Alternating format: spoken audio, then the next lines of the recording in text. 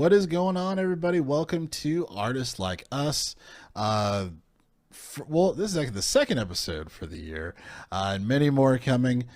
So appreciate you guys watching. Of course, definitely if you can follow JPOW Network, which is where the episodes are going to be from a video perspective. Of course, subscribe to whatever, however you listen to the podcast via audio. But again, as far as for the videos and all that stuff, the JPOW Network, subscribe on YouTube, give the video a like, appreciate that because it goes around the internet without me having to pay for anything. So today I have a special guest, many ways too, a lot of talent.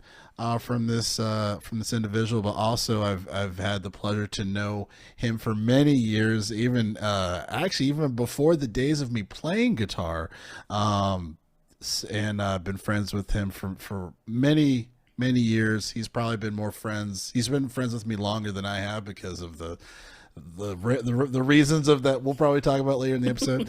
I wasn't gonna bring it up. It's okay. It's fine. It's fine. It's all right. But nonetheless, great Cory Webster. How you doing? Hello. Doing good for the circumstances currently. Right. Yeah. Yeah. Of course, you're out in the LA-ish area, so definitely my Yeah. heart goes out to everybody affected regarding to this. As far as all the fires, it's pretty crazy. So you're been able to stay safe, you and the Yeah, spouse. doing good so far. That's good, man. That's Yeah. good. Definitely glad to hear that. Yeah, man, it's been wild because usually I travel down, to do the in-person pods because I try to get as many in-person pods as possible to build up the channel. And then we're just like, yeah, it probably just makes sense just to do the Zoom just for Bofar. Yeah. Probably not the best air to be driving through currently. Right. Even. Right. Yeah. It's like the 405 is awful already going through when I go through that during a bunch of fires on each side. So it makes more sense to do that. But yeah, man. So, as far as for artists like us, obviously it's kind of talking about a lot of this. I'm a big origin story guy, I guess, as far as kind of talking about those things. But, I wanted to start off because you're a very multifaceted individual, Cory. I wanted to kind of flip it a little bit because I know you got into comedy. I guess more so at the latter half versus like music. Kind of did music first and Yeah. then comedy, Yeah. or like I guess because you're definitely on the when it comes to So that as far as this kind of the order of how that happened. Hmm. I have some questions for you as far as for the comedy stuff, but kind of walk me through as far as like how you got into kind of that community when it comes to that comedy Hmm. community, kind of what it means to you. And I know obviously you met the love of your life through that community in Yep. a sense too, right? So I mean, if you don't mind, Yeah. go ahead and or however you want to start. Yeah. I mean, because it was like back in high school, me and you, of course, we were both into like video production. We were doing a lot of short films, that kind of stuff. We always leaned towards comedy. Um, I never really got into like the stand up which felt for a while seemed like kind of the only way you could do it. Like from our perspective being in like a small town, there wasn't like a big art scene. Like it kind of was like we heard about like stand up at like small bars or like there's bands like local bands stuff like that. And so we kind of leaned more into just like short films, filming things. And then I went to college for that for a little bit. I moved back to California, lived in Long Beach for a while. And while I was in Long Beach, it kind of was the beginning of the podcast boom. So there was a lot of new podcasts coming out. There were some shows. One that really got me into improv comedy, which is what I primarily do now, was Comedy Bang Bang, which was a podcast first, but I discovered it through TV show more so. And so when I was watching the TV show and then I started listening to the podcast, I was like, where do all these people come from? Because it was a lot of comedians that like, I wasn't seeing on TV yet. I didn't like know their backstory, so I was looking into it, and they pretty much all got their start doing improv comedy. Same with people on SNL, everything like that. And so I just kind of looked up. I was like, what are the big theaters in LA? Which is pretty much Groundlings, Second City, which is bigger in Chicago than it is out here, and then UCB were kind of the big three. And the people that I liked the most that I was really trying to like mimic in terms of getting a start comedy wise all went to UCB, Upright Citizens Brigade, which started in New York, came out to LA.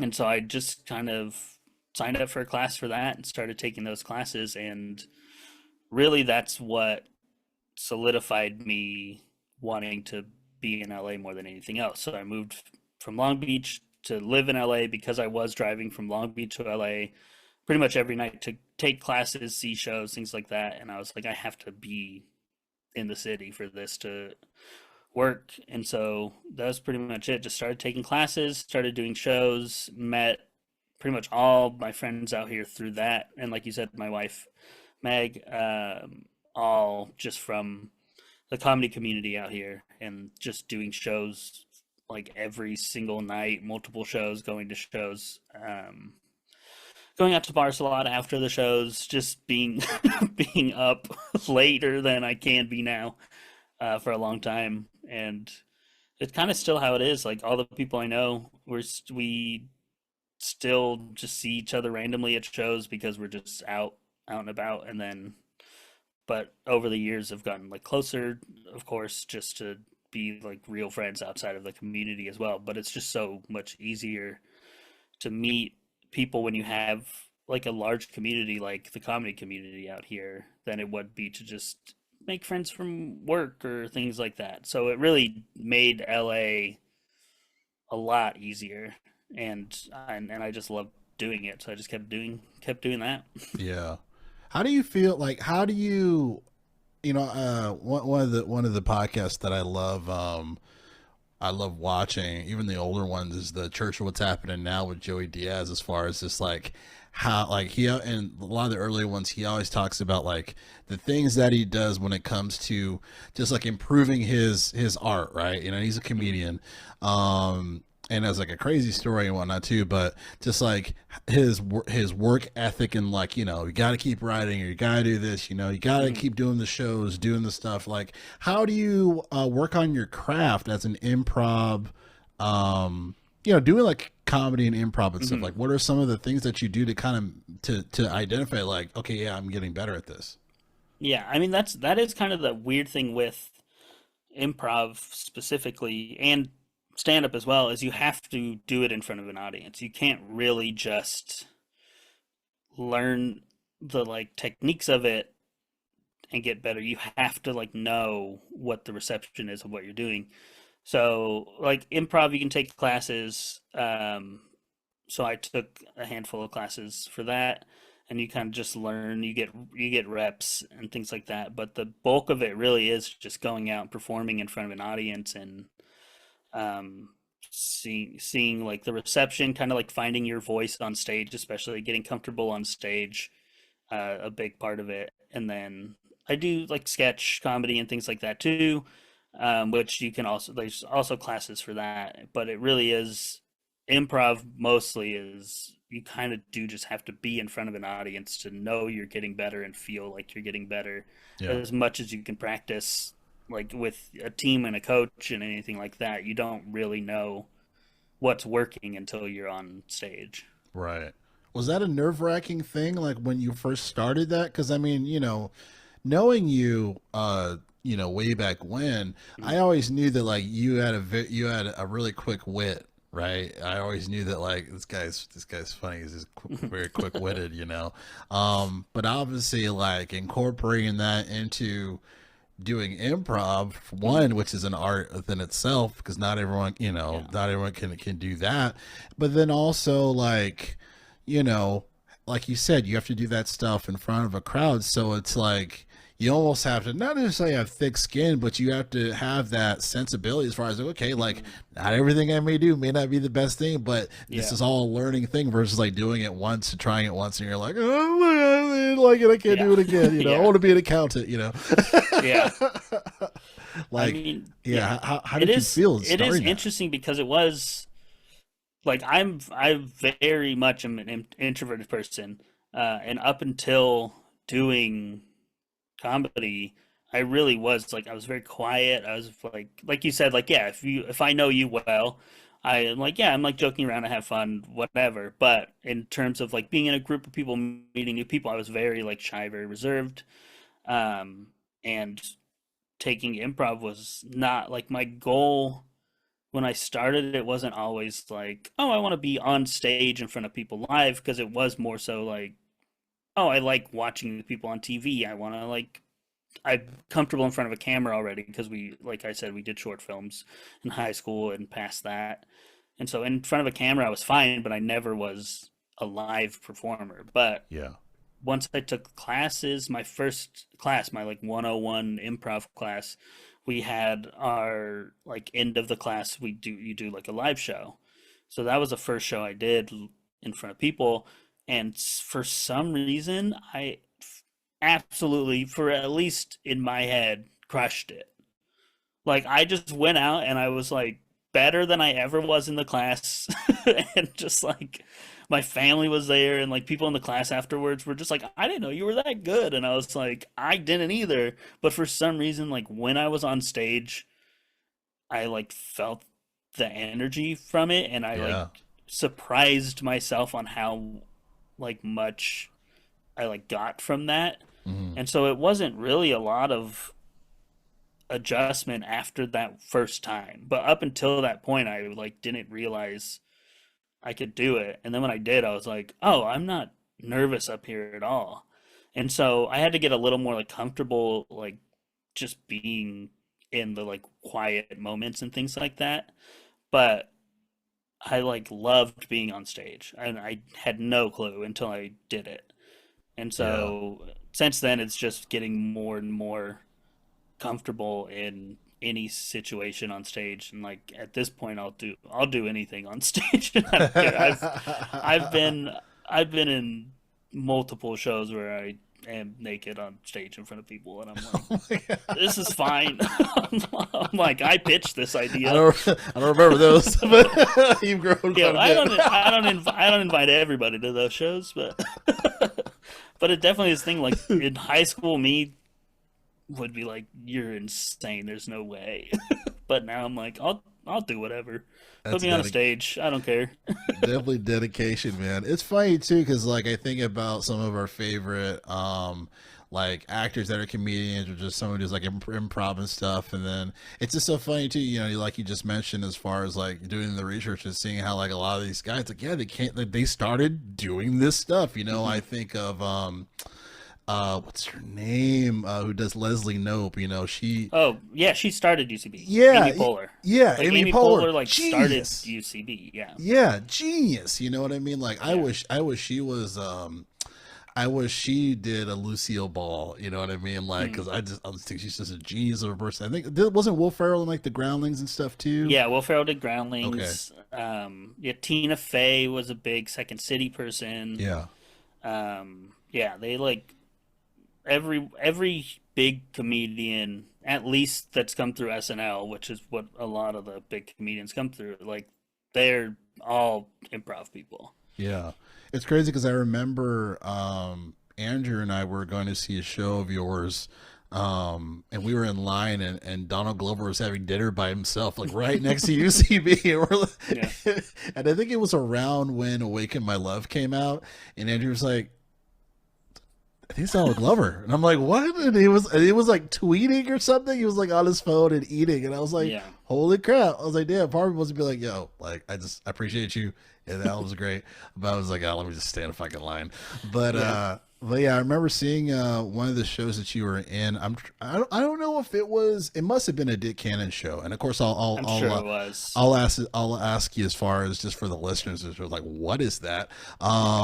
But I just remember being really like proud of you and like really like just like man like that was a great fucking show. And like I have a huge appreciation for comedy of various fronts, not just stand up, just like that stuff too, because I remember doing that stuff at or just some type of degree to it, as far as like in like the black box we called it Yeah. in high school, whatever, with Mr. and Mrs. J, doing that type of stuff. So I've had appreciation for it, but just seeing like just like the how you react to various things and just like getting these laughs Mhm. out of the crowd, I'm just like, man, like this is fucking great because I just remember like, you were kind of like, I feel like you were finding yourself for a couple of years, Oh, for rightfully so, sure. right? Like everyone fucking is around that Yeah. time, right? And then just seeing that, I was like, yo, this is it. Like Yeah, this I'm is the new sure thing. I annoyed a bunch of people for a long amount of time just talking about improv. And being like, guys, it's so fun, and this is what I did at this show. And like, nobody cares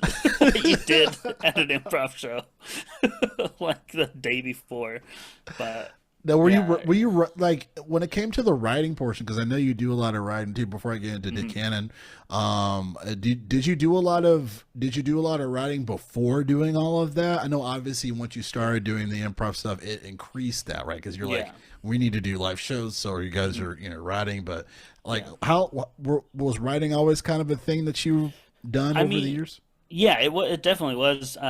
With like coming out of the short films, and then me, and then our friends Andrew and Brian had our like sketch show that we had on YouTube that was just us, no training at all, just making inside jokes into sketches basically. So I came from writing more than performing, especially live, and I kind of didn't write for a while when I started doing more live performing because it's so easy because you don't have to prepare anything. You just have to be there, and then you get up on stage, you get a word or whatever, and then you that's your thing. Like you don't have to prepare anything. So it was very easy for a couple of years to be like, I'm just doing improv, and I don't have to like work like before a show to get ready. It's just Right. doing the show.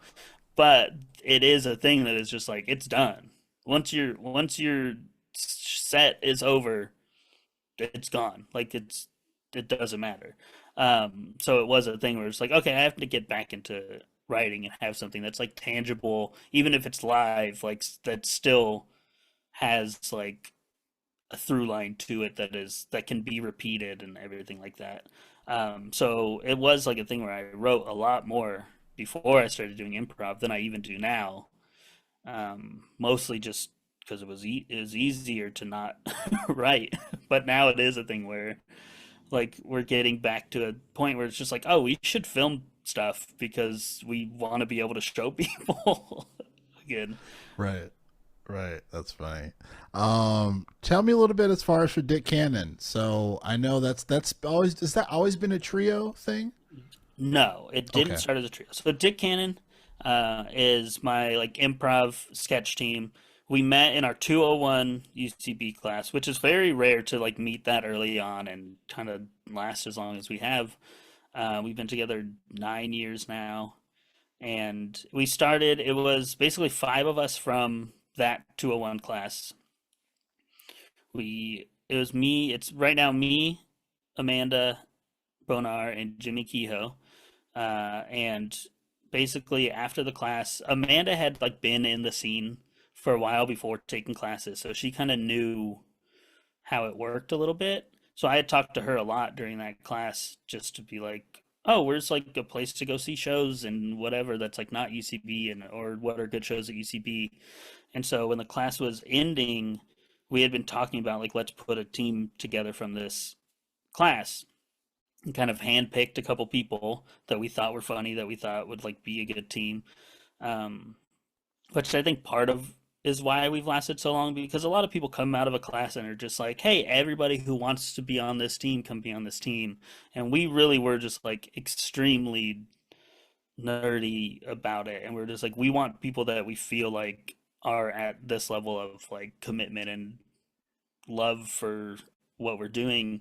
So we handpicked a couple people. We ended up with a team of five, um, and it kind of just whittled down to three over a year or two because me, Amanda, and Jimmy were so incredibly invested in it that the other two people, like, we didn't kick them out at all. We like them, they like us, like there was no bad blood, but they were just like, oh, I feel like I'm slowing you guys down because you are going to so many shows and like submitting to so many shows and things, and I can't commit to that basically. So it just ended up being us three, because of that. Like we just were incredibly committed and invested in performing, and so we just kept doing that. And yeah, like I said, it's been like 9 years now. We're still planning new things this year. We're ending our we have like an indie show at the a theater called the Clubhouse out here. That's just all indie comedy. And we've been doing this show since maybe 2017, Oh wow. 2017 or 18, something like that. We're ending it this month actually, just kind of to focus on new things because we kind of it probably ran its course prior to now, but it was during COVID. We're very excited to come back after everything, so we kept doing it. But like the last year and a half, all three of us have gotten married.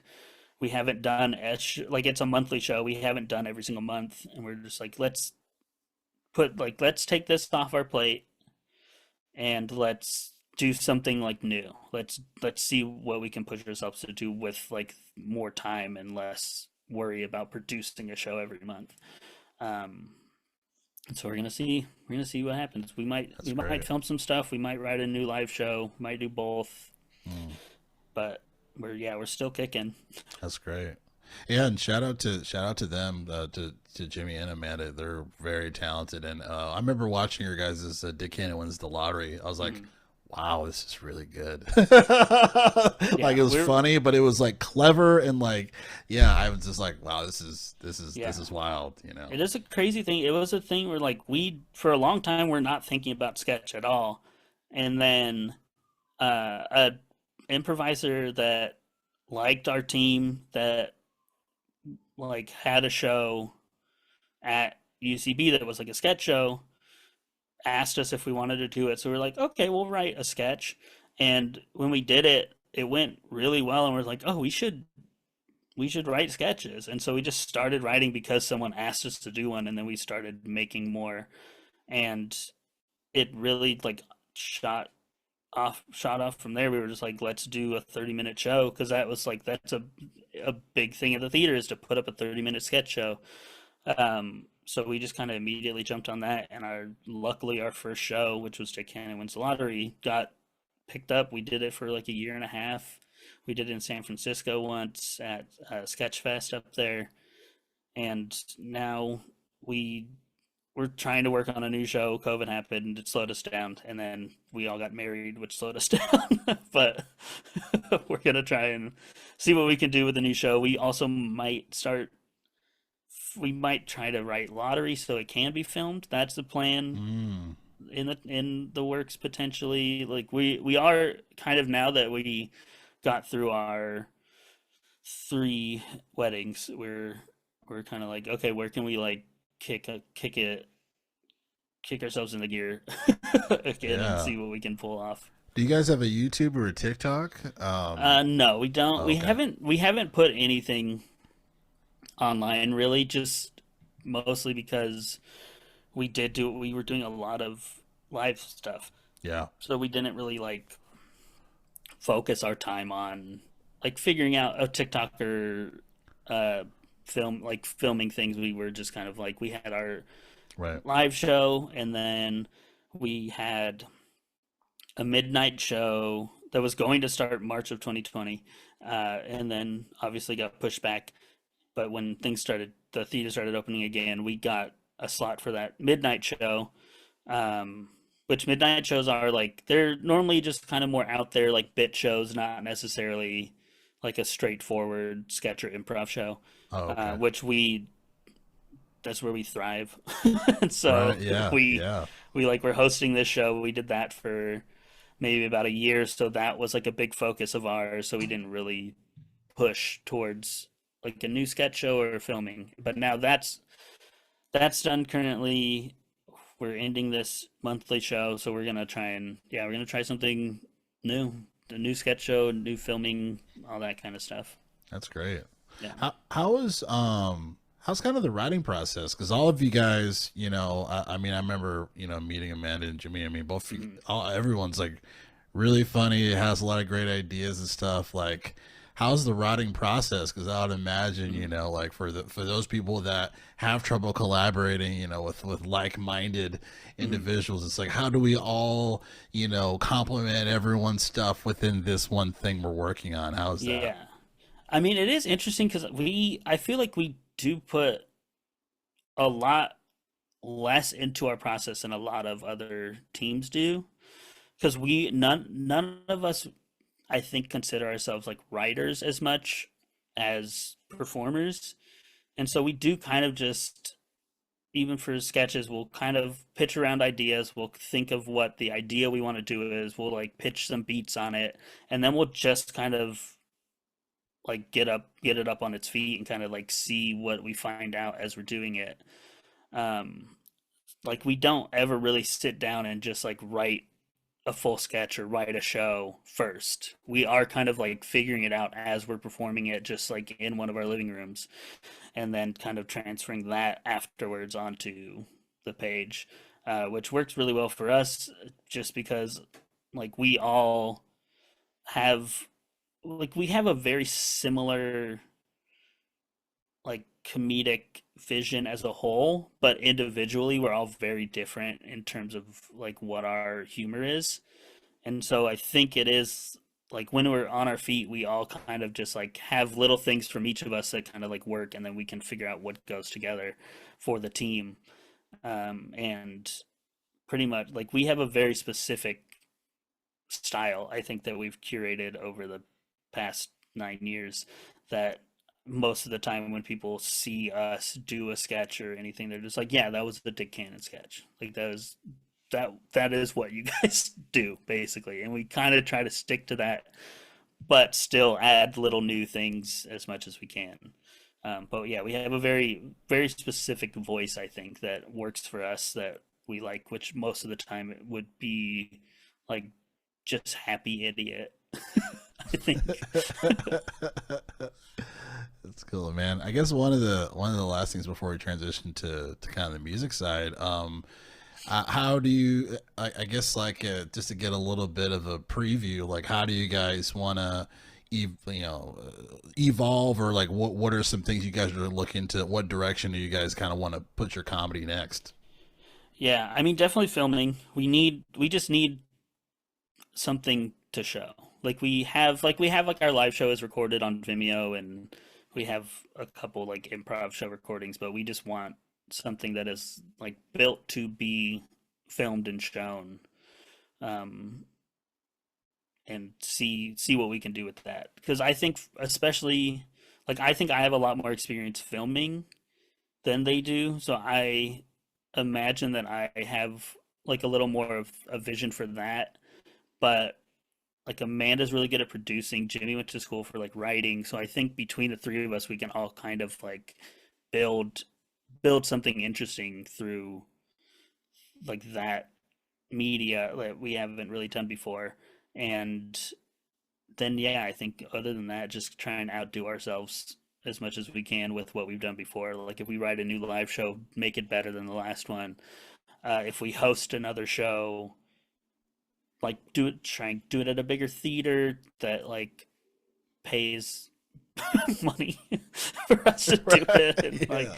like it'd be nice to have something to show for what we do, and also like maybe make some money from what we're doing, because none of this has made us money at all, Right. which is a big Right. part of comedy as well, is just like you're really just doing it because you love it for most of the time, and then if you're lucky you can make a living off it, or at least like some money from it. And yeah, we're all getting older. We need money for the things we're doing. Yeah, So man. that's a big thing that we hope to do.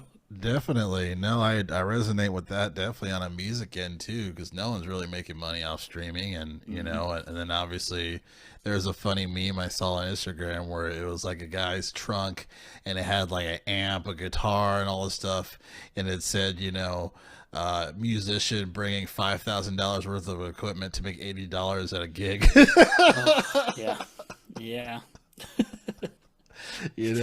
I guess like maybe for some people that maybe aren't, kind of like on that artistic tip, like what's kind of the driving force for you for all that? Because I mean, you have well, over I would imagine like over 10 years at this point, right, of comedy and whatnot, Yeah, like doing shows and stuff. And yeah, obviously, it's not the most lucrative, as and like that. Some people that's challenging. That's hard. yeah. What would like how do you process that and what's the driving force as far as Man, that? I honestly, that's an insanely good question Oh, because thank it's you. like it is a thing where it's just like sometimes I don't know. Like sometimes I'm going out to like do a show or whatever. I'm like, why am I doing this? But overall, I think it's just like I don't know what else I do. Like I just enjoy it whenever I do it, so why stop? And the goal has never been money. Like the goal has never been like I'm doing this only to make money. It's just I'm doing it, and also I'd like to make money doing it, but Right. I don't think not making money will stop me. Yeah. It's like slowed down in certain aspects of it. Like I'm not doing a show every night anymore. Um, but part of that is also just like I need to like priorities like have shifted. Like I'm just like, oh yeah, I'm married now. I like would like to spend time with my wife. I don't want to go to do a show every single night on my own.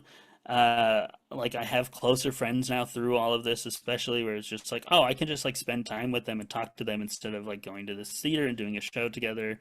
Um, so it is kind of just like spreading out what brings me joy, but in terms of performing and doing comedy, that is still a big part of it. And so I think the driving force with it is just enjoyment at this point, but definitely pushing towards making it so it's like like a livable thing if possible. Which Yeah. still, even if it's not, and like I said, I don't know why I would ever stop, but it would be a lot easier if I was making money as well, and Right. then didn't have to do like a daytime 9 to 5 and get to just spend time doing what I love only.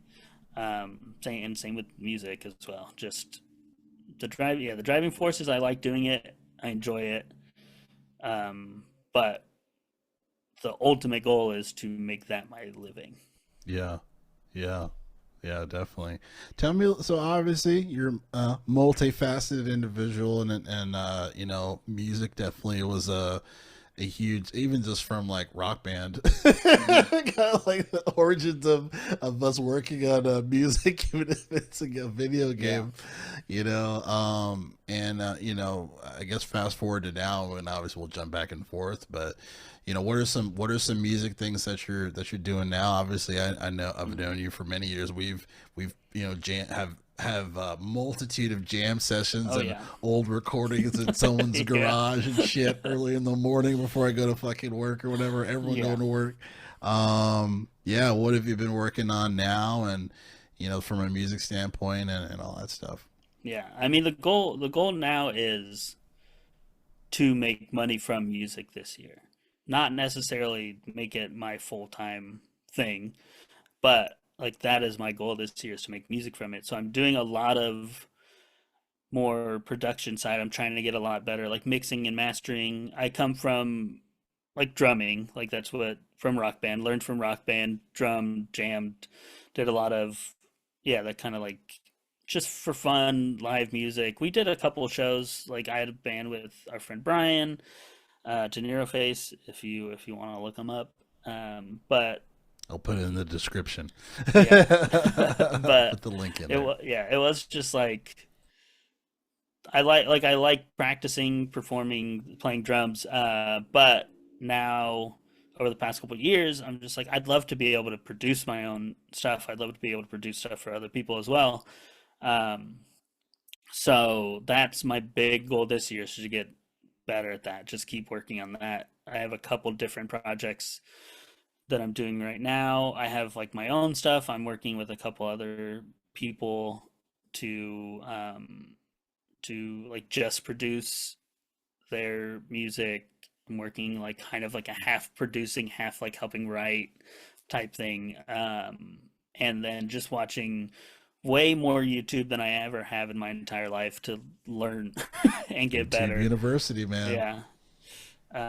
Because I always like I've had GarageBand since high school and was just like, it's just like fun. I can make a beat on here um without like knowing anything, but now I'm like, oh, I want to be able to like make this music good, like music like releasable in a like professional way. And so that's my goal now is to like get to a professional level to where I can do that. I can make a song that I'm like, oh, this sounds like a professional song. It's not just a fun beat I made on my GarageBand, Logic, whatever, whatever I'm using. Yeah, yeah. Yeah, Can you describe a bit as far as like what kind of music that you like to work on or what have you? As far as like, is yeah. it do you like kind of diving into various genres? I mean, I like to. I think I lean more towards like kind of rap type beats, just because I think for like I'm not saying it's like easier. I'm not ever gonna be like it's an easier way like form of music, but for me that's just like what I can figure out faster. I Yeah, think like just because I think it is just mostly just like a little more repetitive a lot of the time and is like very drum focused, like just like getting a like solid beat, which is that is the easiest thing for me. And so, like, I don't really play a lot of other instruments. I have a piano back here. I like barely know how to play a piano. But so I do kind of like lean towards that. I think just because it is more just kind of like beat focused. But I'd love to kind of branch out more. I'd like to like learn more instruments, honestly, so I can like branch out. Because like rock music is like, that's my favorite genre, but I don't play guitar, so I can't really make rock music. Like I can pretend on like a MIDI keyboard with some effects and stuff, but I'm like it never is gonna sound as good as just like live guitar, real bass, real drums. And another thing I really want to get good at this year is recording drums because I nice. now have a space where I have my drum set up. Um, and I would love to be able to like record them well and then see Yeah. what I can do from there. Definitely. Yeah, man, I remember over the years you introduced me to so much music, right? And like we connected on so much stuff. So many bands, Cold War Kids being one, Mm, we always kind of talked about like White Stripes and yeah, stuff and White sharing Stripes, those Silver Sun things. Pickups. So there were I some remember pickups, Hush I spread the Sound, gospel like of Silver Sun Pickups. I you was trying to did, get you really everybody to did. listen to them. You really did, man, and you achieved it quite a bit. I mean, I remember Andrew. I remember he had that red Kia, Mm, where and he was blasting Checkered Floor as we were driving around yeah, Long Beach or something, and I was just like, "This is awesome." yeah, So yeah, as far as just kind of getting like the senses of like what like the music that you like and then like the vibe and the cinematic nature to it, mm, definitely it was just cool just to kind of connect with that because yeah, I'm a big rock fan too, alongside with rap. So yeah, it's fun incorporating those things and um yeah, that's fire. Is there? I know you've done some. You've worked on some stuff that you sent me that I really mm, like. Have you? What's kind of the process or plan as far as to kind of roll that stuff out this yeah. year, or what are your thoughts? Yeah, well, currently the big thing I've been working on is there is like I am kind of blending the comedy music a little bit too. I've been working on this show that's called Comedian Clash. It's my friend Jaquise Neal hosts it. They take it like all over the place. It's basically just like the format is like kind of Family Feud, but they get comedians for both teams, and that's basically it. And they kind of need like some new music, a little like they're like rebranding a little bit, and so he posted about needing music for that, and I was just like, I'll do it. And so I think I got in there early enough that he was like, yeah, sure. And so I've been working a lot on making this music for that. So it's like game show, like theme song, outro kind of music, which I honestly I think the most fun I've ever had doing anything is making these songs. And I do also, I've with like sketches for friends, or like my wife was on mod team at UCB, which is like their like house sketch teams. Um, they had a couple sketches every once in a while where they're just like, oh, we need like a song for this sketch, like a little like jingle type thing, and like I would make those. I've done a couple like podcast themes, and like that stuff I love. Like just like a short little like 20-30 second thing is so fun for me to make. So like that's another thing that I'd love to like kind of get more into, is like doing that kind of stuff for people. So I've been working on that a lot recently, and that's almost done. And after that, I'm working on an album with my friend Edgar, and then working on another album with him and my friend Janine, like two kind of different styles. Like the Edgar and Janine is more kind of just like a straightforward like rap, and then me and Edgar are trying to get. We both are kind of pushing our comfort zones on this and doing more of like hip hop ish, but like dark ambient, kind of like James Blake, Bon Iver type, Oh, okay, right on. like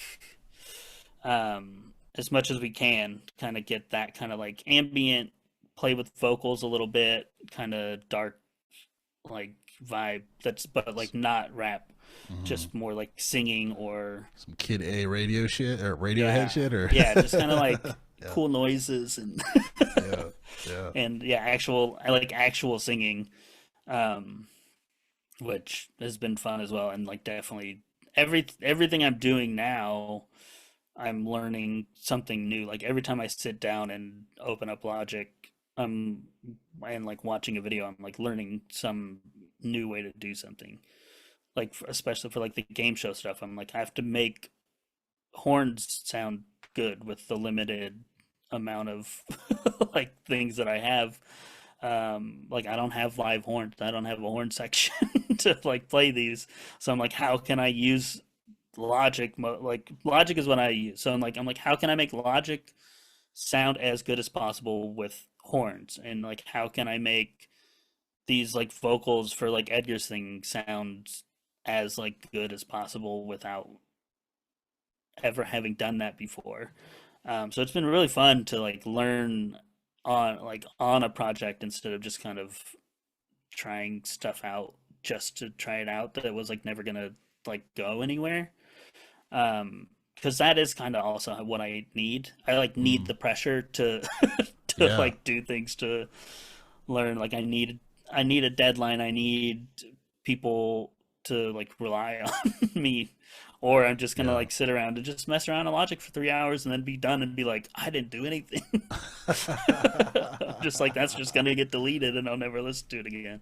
Right, Yeah. right. No, I resonate with that a lot too, and I think as artists, like, that's a really important factor where like something is not necessarily something is on the line, but there's something there's an objective and you Hmm. have to meet that within a certain scope, and sometimes it makes your art better too, like kind of like that, just that I don't know if it's like a panic room, but just like that portion where Yeah. it's just like, yeah, like I need to I need to Yeah. do this, and having something at stake there's something interesting about that. Yeah, and it all bleeds into each other too. Like the like learning to make horns sound better for this game show theme. I'm like, oh, now I can like add horns into like this rap instrumental because I love horns in a rap instrument. Like I know how to make that sound better now, which when I was just doing like a rap song with horn like a horn in it, I wasn't thinking as much about making the horn good. I was just like, oh, that's a fun horn sound. Like I'll just keep that in there. But with the like game show theme, I was like, I need these to sound really good. So now I have that knowledge that I probably wouldn't have spent that amount of time on a rap song to make the rap song better, basically. Yeah. No, you know what I love too, man, is that you're taking the time to figure out how can I make what I have with what I have the best, or what do Mm, I need to do, and you're not necessarily like dropping a bunch of money to do that. You're like, how can I do the best that I can, or how can I find these things and find these resources? Because I feel like sometimes as artists, there's certain people at a stage where they're like, yeah, I could do that, but I don't have this or that, and and for someone like you and I, it's like, look. I have resources here. What Hmm. can I do? Or how can I Yeah, make this sound better? Like, I feel like that's so important because I too. might as well make a like worse version sound better before I buy the better version. Because then by the Right. time I buy the better version, I know how to like tweak that even to make it a little better. But if I just buy the better version and accept that as it is, yeah, I'm not gonna learn as much. It's similar to Jack White and his like shitty little red guitar. It's just Yeah. like Yeah. he The makes it airline. sound Yeah. really really fucking cool. Plastic and Uh metal. and it's Yeah. because he like forces himself to do it. He's like, I'm taking this limited thing and I'm gonna make it as good as I can. And it's Jack White. Right. One of my favorite things that he did that he said. I don't know if it was It Might Get Loud, or if it was a different doc for that other tour that he did in Vancouver, I think. Hmm. But where he was like, I On the like putting Northern the Lights or keyboard. whatever. Yeah, he was just like, I I like think it putting was the. for that. Was it that? He was like, I like putting the keyboard just a little bit further, just so I have to Yeah, hustle to it. I was like, that is yeah. so awesome. It's like a wild thing. Where it's like, why would you do it? But if like, yeah, if that's what you need, then yeah, like Yeah, build these things for yourself to like break. definitely, It's like definitely. nice. It's nice to because like even for me, like I'm learning how to work with compression, and I'm like I don't want to buy a new like a better compressor until I actually understand how compression works. Right, right, and how to So I'm use like, it too. yeah. Absolutely. So I'm like, I'm gonna do it for free first, and then when I understand how it is actually working, then yeah, I can buy something to be like, okay, now I know what I can get out of this like better thing. Because yeah, I just don't, especially with Logic. Like Logic has so much stuff in it. There's so much stuff in it that I'm just like, there's no way that I need more than this. But there's definitely things I'm sure that are better. But I'm like, I know I can do what I want to do right now with what I have.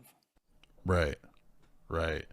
Yeah, yeah. I mean, hell, Logic. I mean, there's a lot of. I mean, you know, uh, platinum selling, platinum selling Yeah. songs. And some have been made on Logic before. So absolutely, Yeah. I'm because just like, yeah, I know Phineas is a big Logic like person. And then they had like a behind the scenes for Chromacopia, and there's shots of Tyler on Logic. And I'm sure there's other plugins and things involved in that, but it's still like, I know the program's good. right, um, right, right. and I don't have to subscribe and pay every month for it, which is nice for me. Like Yeah, I just have it. So absolutely. Yeah, exactly. The game's changed now. It's funny too, man. I remember. This is something I know you'll laugh at. I remember when, before like the whole subscription month to month thing was like a really huge model, in yeah, music, where it's like, look, if you want to buy the mid version or like the high tier version, you pay the three, four, $500. And yeah, I still use the same FL Studio Producer Edition when we went to Guitar Center that one time, and we bought a bunch of stuff to try to figure out what are we gonna, how does this even work. That same product key, still use that version to this day, which is man, what yeah. which is You, wild. you see, because you've been the thing is, you know gear way more than I do, and I like you've been making beats forever. Like you all like I had like GarageBand and I would do some stuff, but you always were just like learning like Fruity Loops and Ableton and FL Studio and like everything. Like you have a wide like array of like DAW knowledge and other different like plugins and things like that that I'm not even close to, which is always cool because I'm like you would show me stuff and I'm like I don't know what you're doing, but It's it all about sounds the good. journey, man. It's Yeah. all about the journey. No, I appreciate it. I mean, I'm still learning myself. The project I'm working on with L Summers, shout out to L Summers for our album coming out, Black on Top. I mean, he's like an engineer's Oh, so are engineer. these? So you're releasing singles for a full album? Yeah, Okay, I thought you were yeah. just dropping singles. No, Okay, yeah, yeah. We're trying a different way because, like, I'm very much like just drop the project, voila, you know. But as far hmm, as just like the algorithms, it's like singles just make more sense, and yeah, I'm trying to adjust to that. But yeah, L Summers. I mean, he's an engineer's engineer. Like, he is a mentor. You know, he worked with a lot of really talented people, and he knows so much about like just like various dolls and like beat makers like the SP 1200 and all this stuff, and how he gets like beats to really hit mm, side chaining your yeah, kick and drums so it bleeds through. I'm like, I didn't know about any of this shit, you know, yeah, until I met him. So he's teaching me a lot on a lot of stuff too, and he doesn't like to spend a lot of money, you know, like cause like I was putting some on SoundCloud 'cause we're trying to figure out the algorithm, you yeah, know, and he was just, and I was like, man, I wonder if I should just get the SoundCloud Artist Pro. And he's like, bro, like if you don't have to spend $15, let's try this thing first.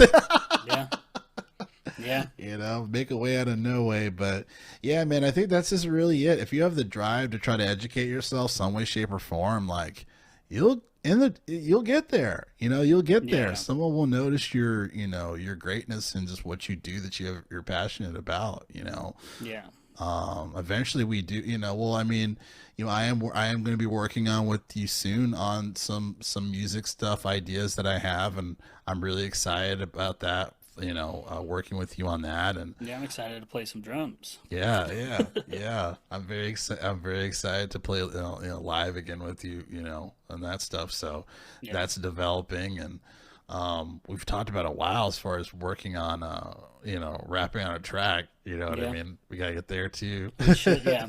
Now, yeah, we both have the means to do it now. Yeah. We Yeah. both can produce a track. Right. We just We have to do it. yeah. Yeah. We I it's also you played guitar on. I think I played it for you again recently. But you played guitar on a thing I was doing in 2020 when I was like stuck at home just making stuff on GarageBand before I even bought Logic, and I'm working on that song again with my friend Pete. awesome. Um, so we're technically collaborating That's still, true. but That's very true. but it was something that you did a long time ago. I'm glad you still had it. That's that like it's so funny. Like I remember like you're like, yeah, all these gems are all in here. I was like I thought we lost everything, you know. No, So yeah, that's kudos to why you. honestly, that's why I love Apple Music. Shout out to Apple Music.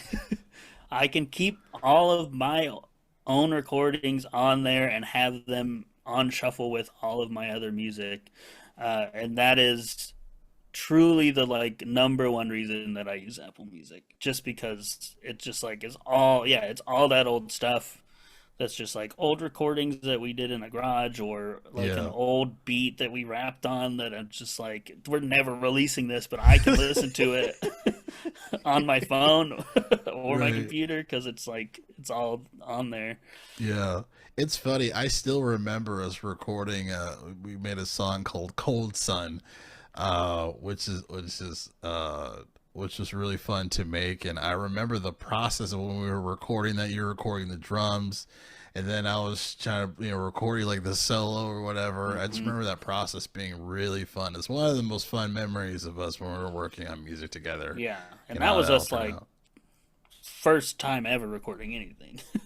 I remember that's Yeah. when we learned just like, oh, you can like sing in a closet and it helps with the sound. Right.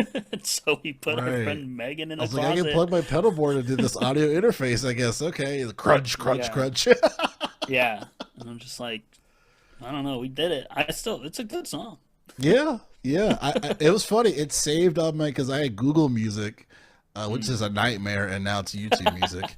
Yeah, it's awful. But it saved that song. So like I Mm. ended up playing it, you know, and our friend Megan sung on it, you know. So listening to like the, you know, the final version or whatever, I was just like, wow, that's crazy. It's funny. You Yeah, know, it still holds up. yeah. So good. I mean, I'll anything that I've ever made, honestly, is my favorite thing to listen to, and it's it's bad. I listen to my own stuff way too much because a lot of it I'm still just like, I know this isn't like great, but I Mm, just love hearing it, and also like I think more than I should during the process of like making a song, listen to like each version over and over and over. And it's probably too much, but I can't ever like sit for days and not hear what I like just made and like nitpick it to be like, what am I going to work on next? Right. And I'm sure it's like helpful in a way, and then at some point it's probably too much because I'm just, if I hear it too much, I'm just like I'm nitpicking every single sound in it, Mm, and like some doesn't need to be touched. But yeah.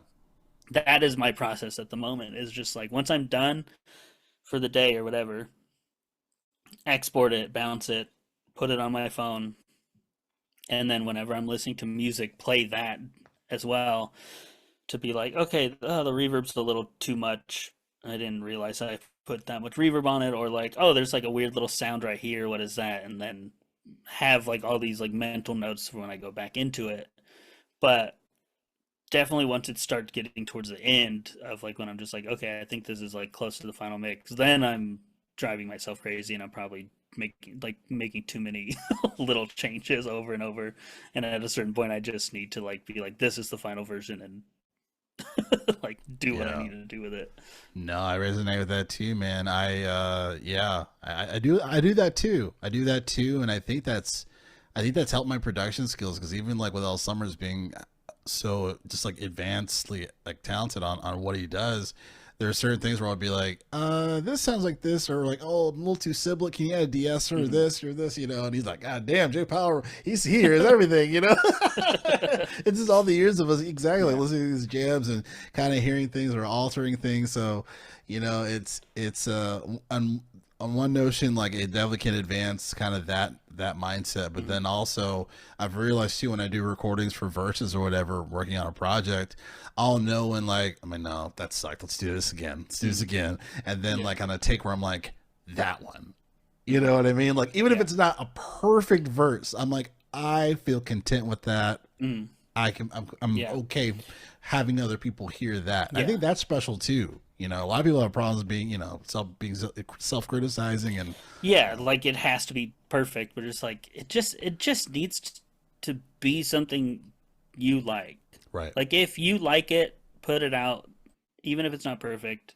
If that's the goal, like if the goal is just like I'm trying to like get this on the radio, then yeah, you probably want it to be perfect.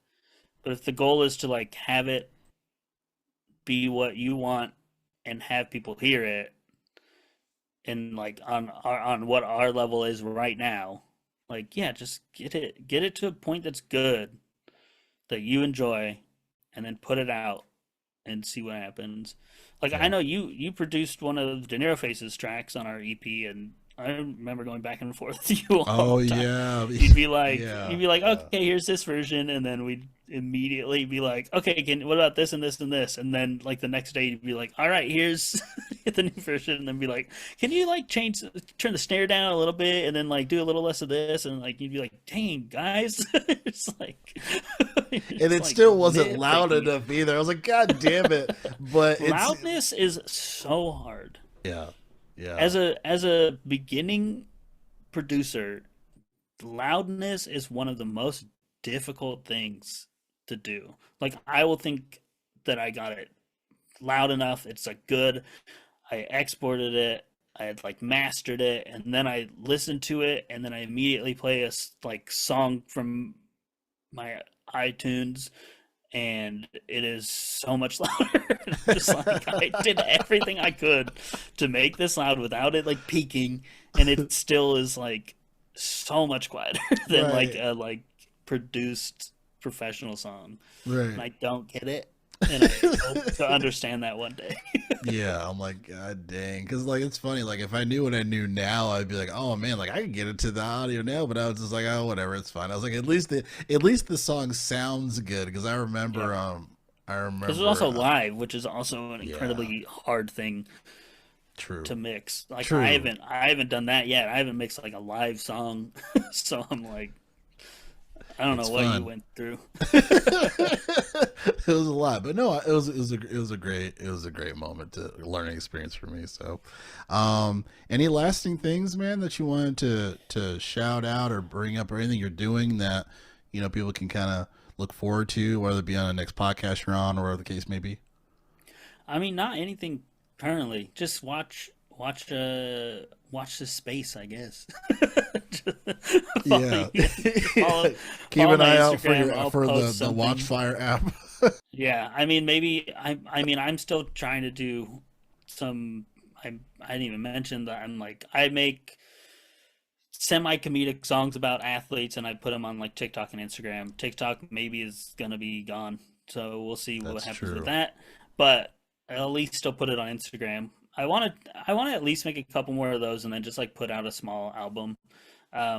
I originally was like I want to do that like every month, and I don't think that's possible for me to do. So I'm like, let's like focus on some other stuff, but I still like Mm, doing those because it's not hard for me to write those, which I like that I can just like do it. And but the video part is the part that slows me down because that I don't want to do the I don't want to sit down and make a video for it. But I have now set this level for myself where I'm just like I have to have a video for it, and so I can't not do the right. video. But I don't want to do the video, so I don't know. But That's yeah, crazy. follow my Instagram and TikTok, which is I think both are just my name, so Nice. easy. Nice. Dick Cannon on Instagram as well. Well, if we have new stuff, it'll it'll show up there There you first, I'm go. sure. There you go. Corey, my friend, thank you for being on the show, man. I appreciate it. Yeah, thanks for having me. Of course, of course. All right, guys. Ours like this podcast. Get you guys next time. Thanks for watching and or listening. Well, I like to stay low. I bow to what's in my headphones. Chill the night, lay back to the stove. Set my mind on cruise control. Music revolves around my mind like it's an access. Sometimes I'm like.